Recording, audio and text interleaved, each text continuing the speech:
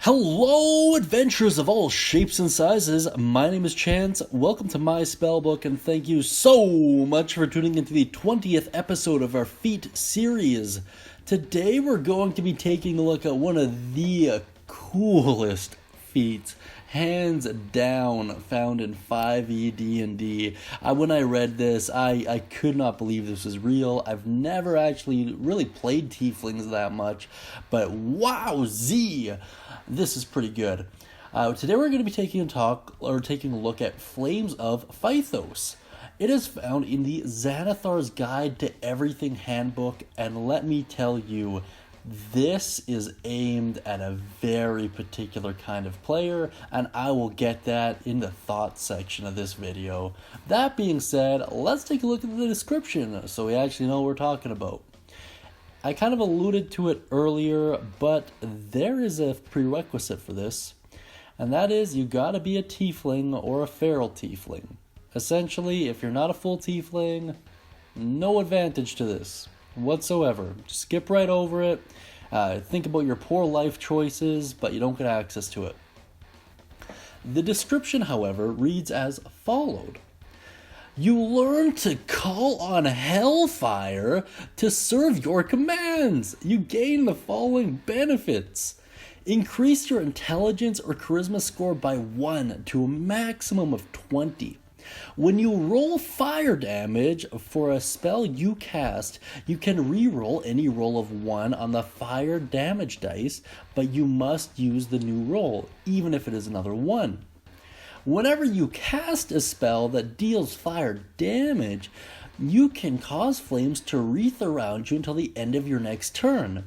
The flames don't harm you or your possessions, and they shed bright light out to 30 feet and dim light for an additional 30 feet. While the flames are present, any creature within 5 feet of you that hits you with a melee attack takes 1d4 for fire damage. Is that not the coolest feat you've ever heard up until this point? For sure, it's gotta be.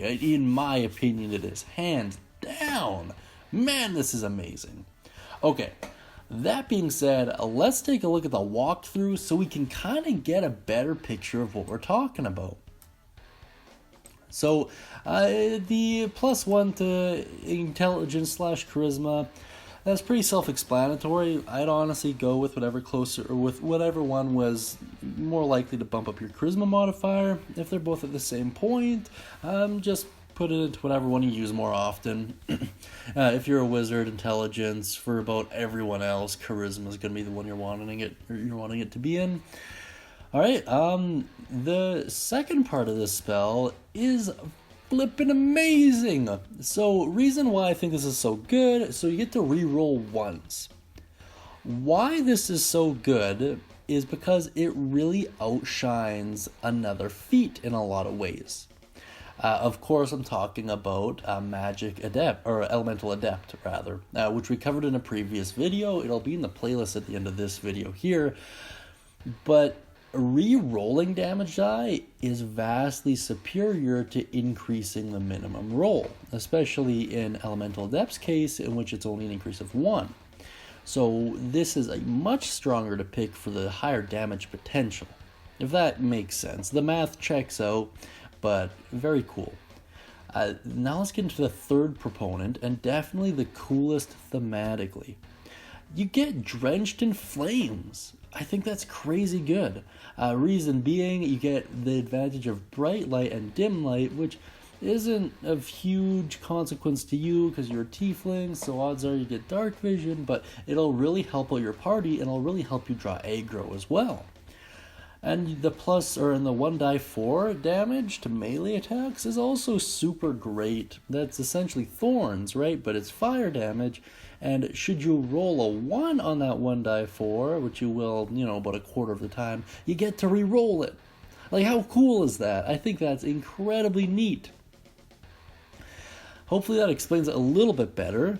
Now for my personal thoughts, if you haven't guessed already, I love this. 100% love this. I think thematically it's very cool, very interesting, really plays out well for a lot of classes, and it can really build into a character's backstory and fold in to make him a far more interesting character in the eye of the world that they're operating in. In terms of who benefits most from it and why they benefit, I gotta give this one, depending on playstyle, I gotta give this one to either, it's such a toss-up actually. So the Paladin for sure would benefit from this a lot, simply because of the ability to draw aggro from it, and Paladins can tank through most things, so it's not a huge issue. The obvious choice would be the Eldritch Knight, because I can really combine it with Green Flame Blade, and the Green Flame Blade still counts to get that fire effect, so very, very cool stuff there. In terms of who else, it kind of depends. If you're playing a Hexblade Warlock, this would be very good for that. I'm not too sure how it would work for a close melee rogue.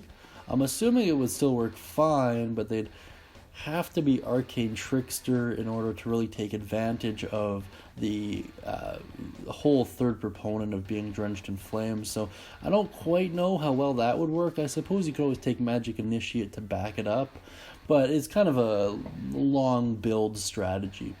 In any case, rambling aside, if you have any crazy ideas for Flames of Phlegethos, please let me know down in the comments section. As well, if you have any cool stories involving it. I've never played a character with this. I've never played with a character who used this, and I've never DM'd anyone who's used it. So your stories are very, very beneficial for me right now, and everyone else loves reading them as well. So if you wouldn't mind doing that for me, I really do appreciate it. Thank you so much, guys. Thank you for tuning in. Have a great day, and as always, happy casting.